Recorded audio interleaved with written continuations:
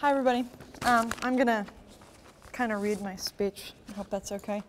I want to kind of set up my talk by sharing a kind of boring study, but it's a good way to set up the talk. And it's just something I read in preparation for kind of learning about this topic and writing about it and speaking about it. So first part's going to be a little boring, but here we go. Behavioral evidence compiled over the past 2 decades suggests workplace gender bias not only persists but thrives in ways many of us don't even realize, particularly for women in male-dominated professions. These stereotypes are so embedded in the cultural brain that we often serve them without even being aware. Social scientists believe modern workplace gender bias generally takes 2 forms. The first, known as descriptive stereotypes, assigns certain characteristics to women.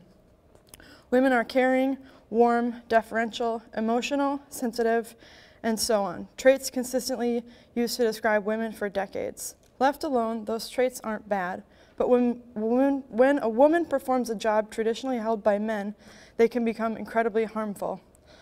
That's not me, this is the study saying that. Here's where the male descriptive stereotypes come into play. Competent, assertive, decisive, rational, objective. When managers have little information about what an employee or candidate is like, they fill in the knowledge gap with these descriptive stereotypes, often to the detriment of women. One study published earlier this year shows the potential consequences of descriptive bias during a job hunt. For the research, test participants were asked to hire candidates for a math task that both genders perform equally. The participants were twice as likely to hire the man even when candidates were identical, for the simple reason that women are seen as worse at math than men. Damaging effects of descriptive bias lingers even once a woman gets a job. In a 2005 study, researchers asked test participants to read a description of an investment portfolio work performed by a male and female team. In the absence of information about individual contributions to the work, participants rated the women as having been less influential and playing a more minor role. The second major form of gender bias is prescriptive. In this case, women who do break through and claim a traditionally male position are seen as having violated their prescribed norms. Here's where the woman who should be compassionate acts forcefully instead of being called decisive gets labeled as being uncaring. The empirical evidence is overwhelming. Studies have found that women who succeed in male domains, kind of considered violating incompetence, are disliked. Women who promote themselves, violating modesty, are less hireable. Women who negotiate for higher pay are violating passivity, and they're penalized. Women who express anger are considered to be violating warmth and are given a lower status. The issue is men and women are behaving exactly the same, but women are taking a hit. I'm just going to be done with that. I can recall a few circumstances of things like this happening to me. For example, I check the reservations at the restaurant in the afternoon or morning, and I'll be at the host stand in a chef coat and apron, and people will ask me if I'm the hostess. Not.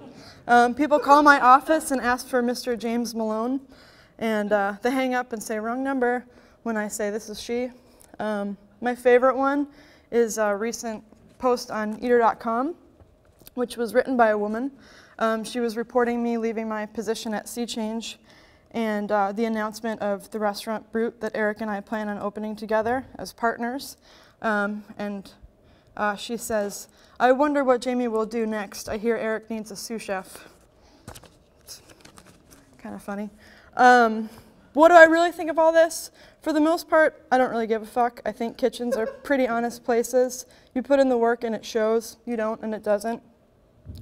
But being flippant about the inequality is a dangerous way of thinking. To borrow words I read recently in an interview of Hillary Clinton, she says, we need to acknowledge it enough so that we can understand it, and then we devise ways to overcome it. And really, that just means empowering more people.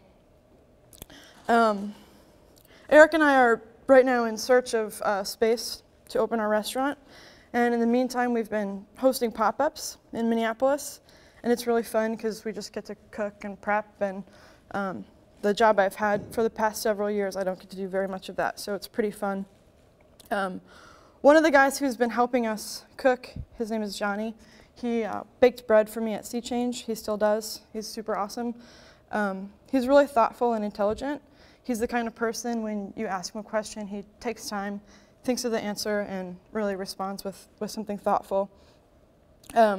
So Johnny and I were prepping one afternoon, and he was standing in front of a lowboy that I needed to get into.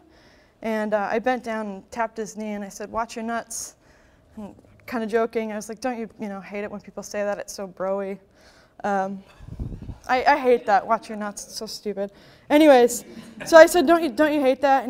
And he like took his time, and he said, "You know what I really hate? I hate it when girls say that, like they're trying to compensate for not being a guy." And I really liked his answer, because I really like being a woman in and out of the workplace. And those traits earlier mentioned in the study as being feminine and damaging, they describe me to a lot, I think. Warm, deferential, emotional, sensitive, modest, nervous right now. I don't really have any desire to adapt masculine traits. I'm pretty happy with my feminine traits, if you want to label them as those. I don't want to in personal life or at work. And I'm good at running a kitchen. Being a woman who embraces those traits and being commanding are not mutually exclusive. I think maybe the problem is the way we perceive those words, and that we think those attributes are not suitable for the workplace, I think is a bigger problem. For the most part, I've always embraced my pussy-ish characteristics. I grew up in a neighborhood of all boys. I was a caddy at a golf course for 5 years, where I was the only girl. I was also born with a birth defect that had me sawed open and in a body cast for the first 2 years of my life, and I wore diapers until grade 5. My parents never let me make excuses for who I was. They taught me that, don't try to hide those things about you. I'm a girl. I pee my pants.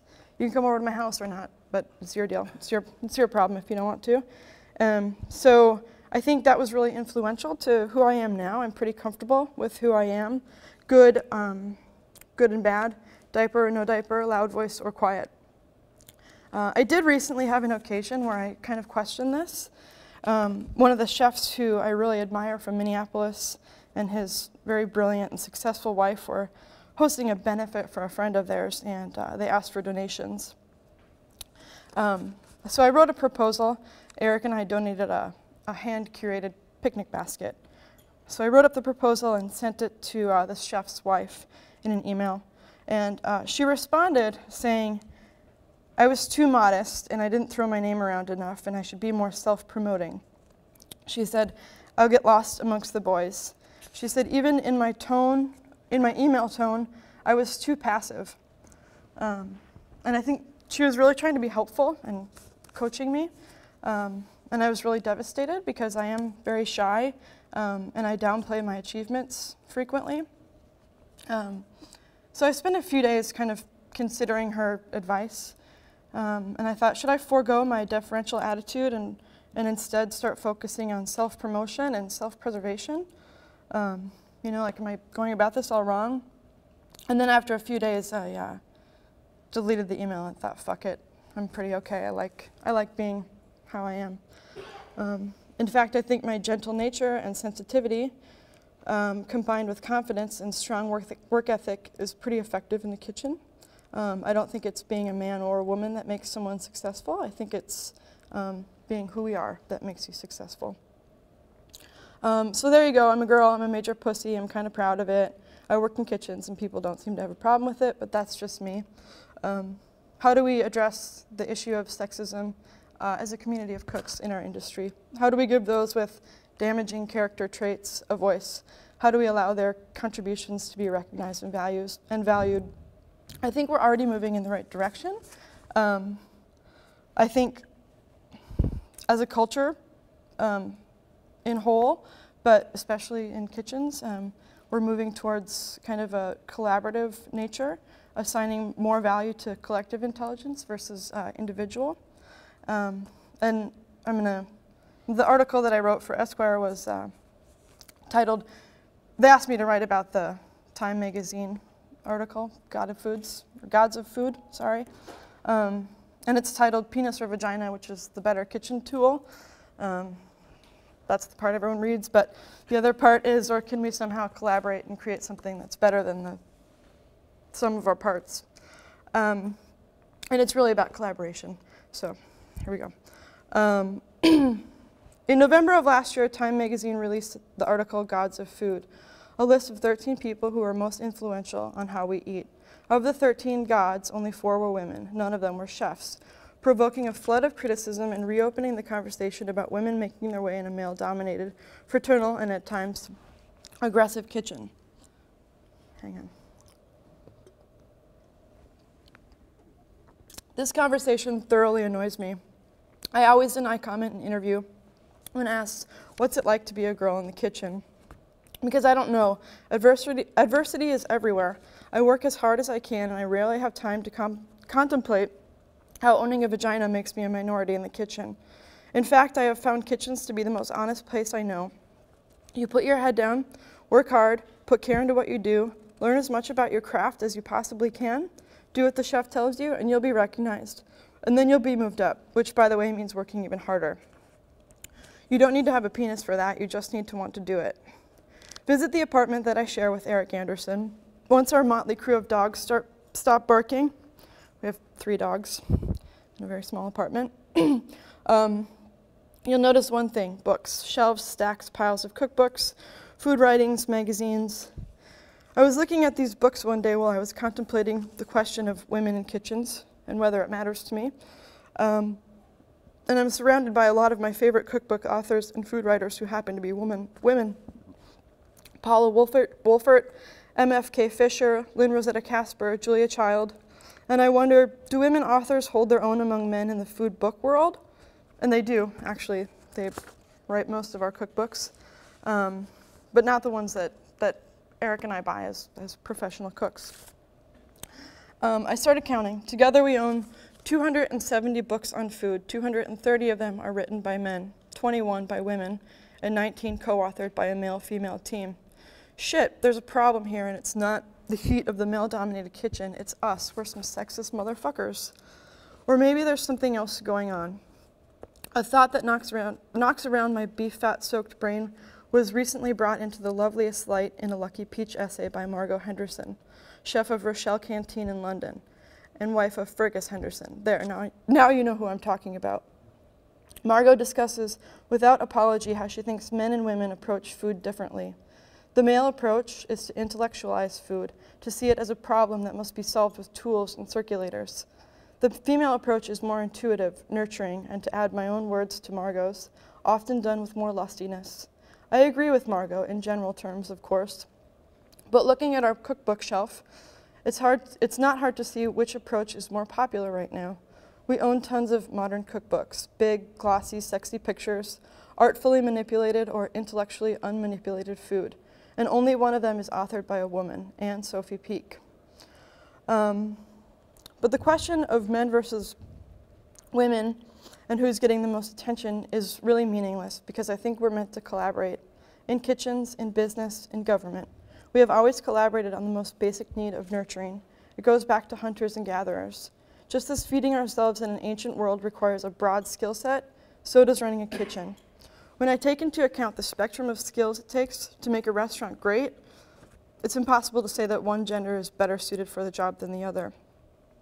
One more trip to my home library reinforces my belief that male-female collaboration is great. 19 of our books are co-authored by a male and female teams, and they're brilliant books. Both feminine and masculine viewpoints are great, and even better when blended together. I run a kitchen. I did when I wrote this article. I'm unemployed right now. If there's one thing I know, it's that some things cannot be controlled. So I work hard to gain control over whatever I can. We cannot control which approach to food is sexy or not, nor should we let that influence how we cook. Instead, we can direct our efforts in being true to ourselves and our own approach, while working together, working harder, staying focused, and as a community of cooks, evolving our craft. We should not dwell on whose voice is the loudest, but on what we can do together. that's it.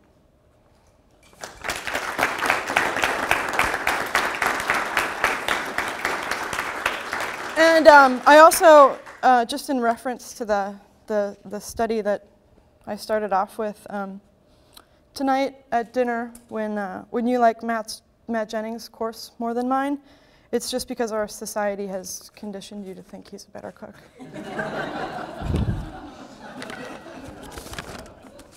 Any questions?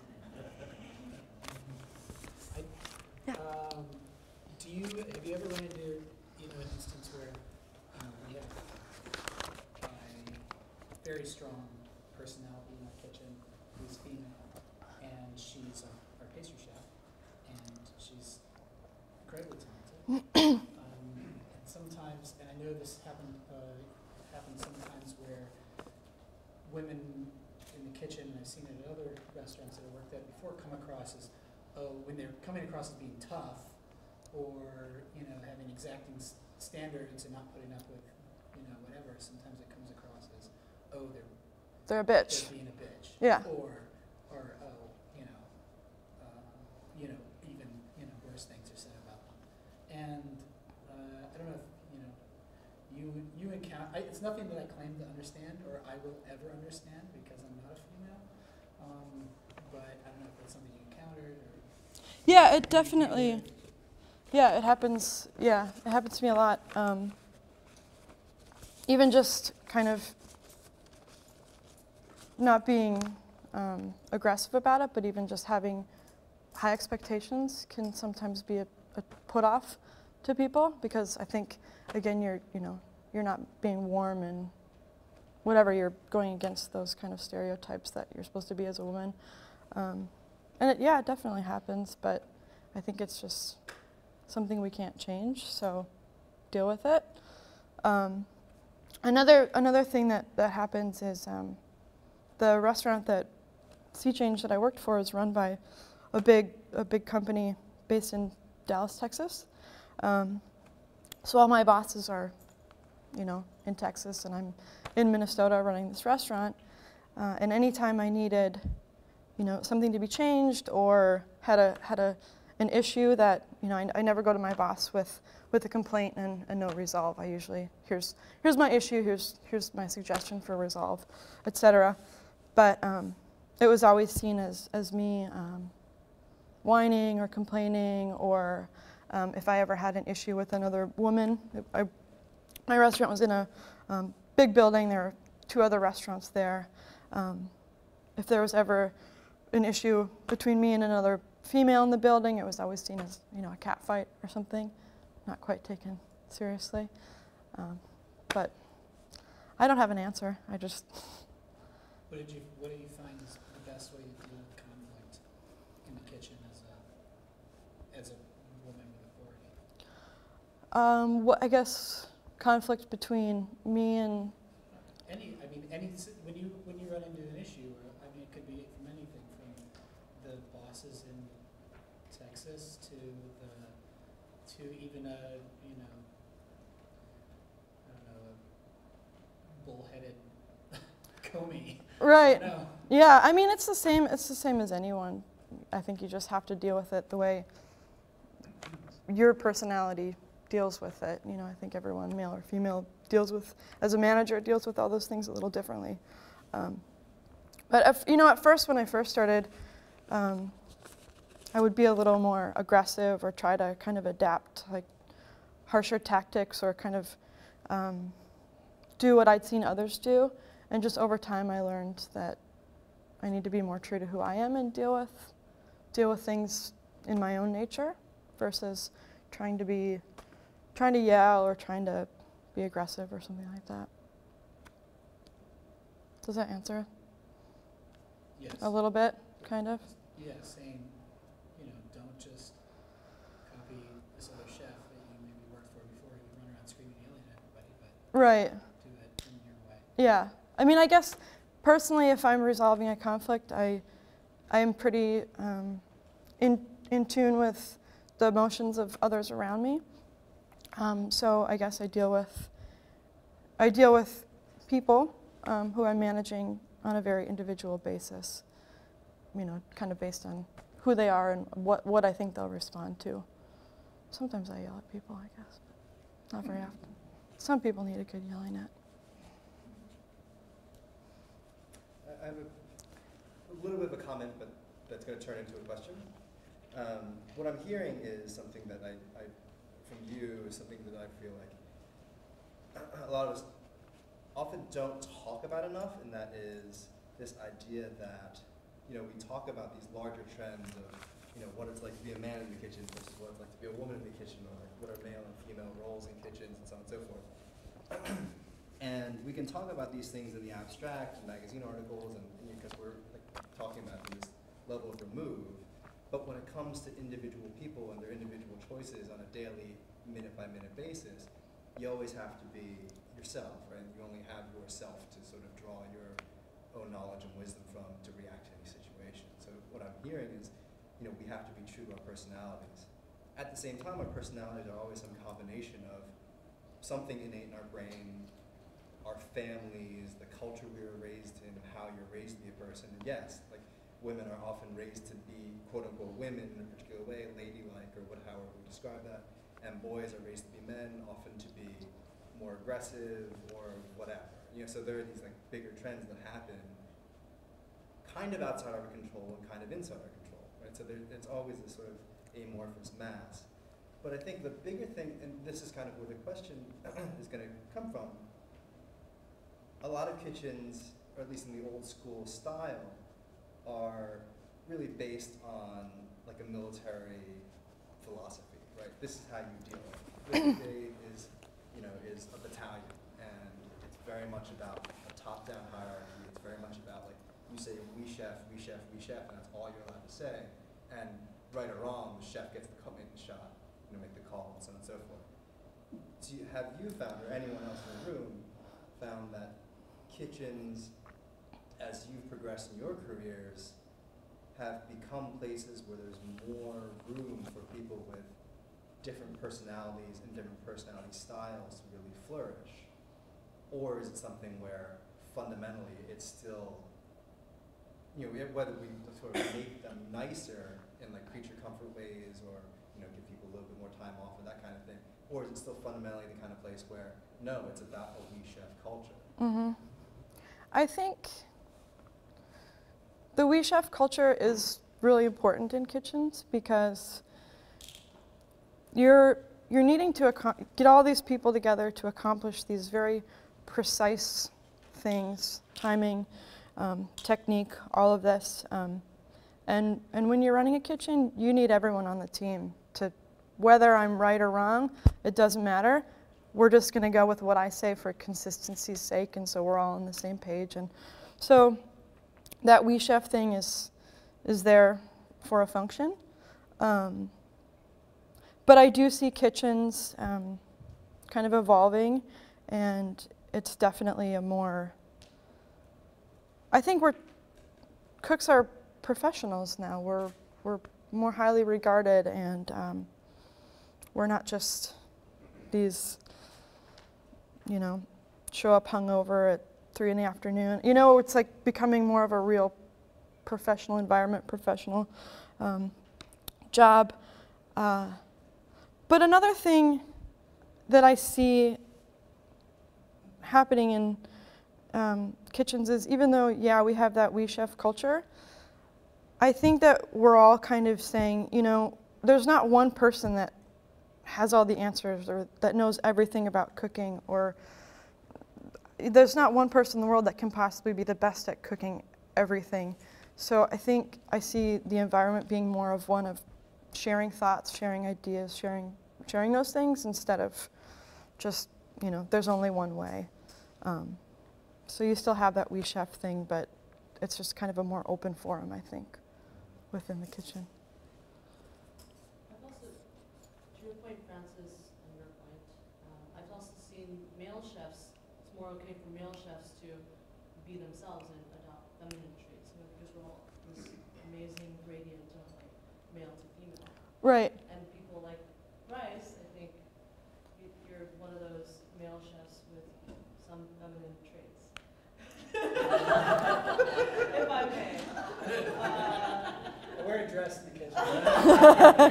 It's not true. Like it's okay to be a nice guy in the kitchen and still get shit done. Right, right, yeah. Eamon's looking over here like, shut up. You can be quoted. Very nice. I think. Has anyone ever seen a drag queen in the kitchen? They wear chef wears in the kitchen, I hope. Oh, there we go. You know, maybe they're a drag queen afterward. See what's under the In the apron. kitchen, they're gonna wear whites and black pants, black socks, and black shoes. We should. I think that it's important to, you know, you want, I don't know, I don't necessarily, like as in, just speaking to what you said, I don't necessarily want my cooks to be scared of me, but maybe a little bit. Like, not a lot. I don't want to be seen as this tyrant, you know? You have to be respected enough so that they are a little scared, you know? It's like you can't be everyone's best friend. But yeah, I definitely feel like pretty comfortable being a gentle person. Like you can give someone a meaningful look instead of like fly off the handle.